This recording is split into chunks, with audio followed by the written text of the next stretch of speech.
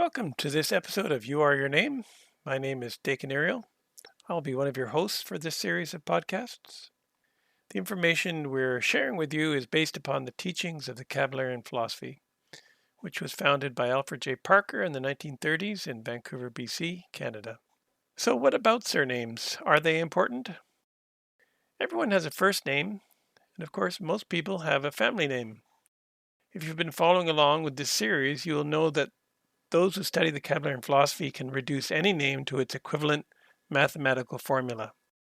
This reveals the specific mental qualities that a person will express if they use that name consistently. The philosophy teaches that names are the tuning mechanism for how consciousness expresses through the individual. It is not unlike choosing a specific radio frequency on a radio. Each radio station is broadcasting on a different frequency. So the names we use, both first name and surname, translate consciousness into specific and predictable mental patterns. That said, the Cavalarian philosophy teaches that the first name creates the personal nature, and the surname creates the family traits that you draw from. Everyone in a family is influenced by the shared surname. It is not unlike playing on a keyboard with two hands.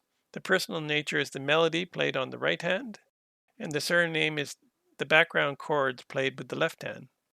No doubt you have noticed how families differ from each other. We can predict accurately the shared mental qualities of the family from the mathematical formula of the surname. Some families are individualistic and very independent, communicating in a direct and blunt manner. Others are more cosmopolitan and outgoing, loving to argue and debate, and there's lots of laughter around the dinner table. Other surnames create a reserved nature, where there's a formality in the family gatherings with less free and relaxed expression. The surname can add to or detract from the personal nature created by the first name, depending upon its mathematical formula. For example, if you have a first name that creates a happy, outgoing, and expressive nature like the name of Judy, and yet you are saddled with a surname that creates a reserved and very unexpressive nature like, say, the name of Anthony, you're going to have opposing influences in your mental makeup. Sometimes you're going to be your happy self, and other times you'll be quiet and unresponsive. The opposite could happen as well. We might have a first name that creates a restless, quick-tempered nature like the name of Terry, but a more mathematically balanced surname like Evan, which can add a measure of stability and reliability to the mental makeup, offsetting some of the emotional turbulence created by the personal name.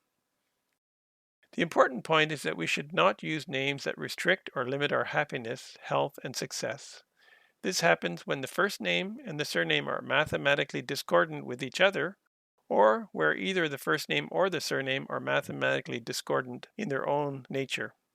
Because name formulas can create specific health weaknesses, we can trace these health weaknesses over various generations using the same surname. In many countries, of course, women will drop their original family name and take on the surname of the husband, and in doing so, she may inherit some of the health weaknesses of that surname.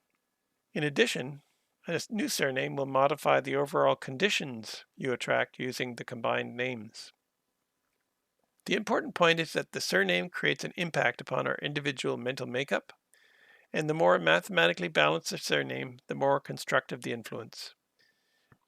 For this episode, we will analyze the names of Mark. Because Harry, Jack, Richard, Carl, and Lester have the same name formula, the summary is valid for these names as well. Our presenter is Marlo Shearing, a long-term student of the Cavalarian philosophy and one of our most experienced course instructors. Mark, you have a love of nature and the out of doors.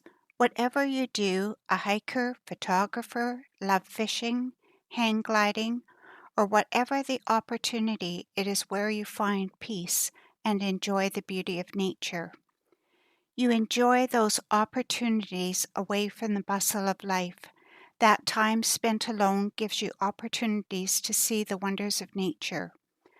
You have creative qualities. You may enjoy working with your hands or find an outlet in an independent enterprise. You enjoy working independently. You would not enjoy taking orders from someone else. You can be seen as a lone wolf, a person that keeps much to themselves. Others may think you are hard. You may make it appear that way as you stand apart, as you have difficulty fitting in. There is a certain sensitivity that causes you to hold back. At a party, if you were there, you would hear people saying, "Where did Mark go? He was just here." You find social ease difficult. You can't find the words to be relaxed and just chat. This sensitivity shows there is tension, and when you do express, you find it difficult. Your expression can be blunt, candid, and may come out with great force. Because of this lack of expression, you can feel alone. This can create feelings of jealousy, as your friends, your partner may have an ease with people, and you feel left out. Put on the spot to share in an uncomfortable social situation, there is self-consciousness, in which case you may have a loss of words and may bluster to try to create the freedom from that intensity of feeling. Your lack of ability to have social ease is creating a limitation. Life is people, and there would be a much greater freedom if you had that relaxation and ease of expression. This tension will also affect the senses of the head, solar plexus, lungs, create asthma or a heart condition. But Mark, you have such a fine mind and such a creative ability, and that love of nature gives you that deep sense of appreciation of life. Interested in how your names have influenced your life?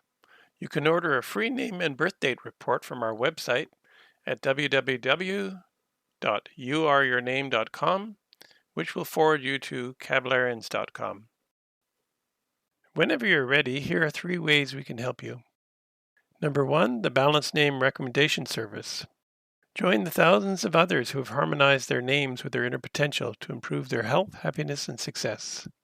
Number 2, learn the principles of mental freedom. Participate in our online training program to gain the essential tools to create all the progressive changes you seek in your life. These proven truths will open up new perspectives and accelerate your attainment of health, happiness, and success. Number 3, let Kalex Solutions help you choose a balanced name for your business, because many business names are an impediment to one's overall business success.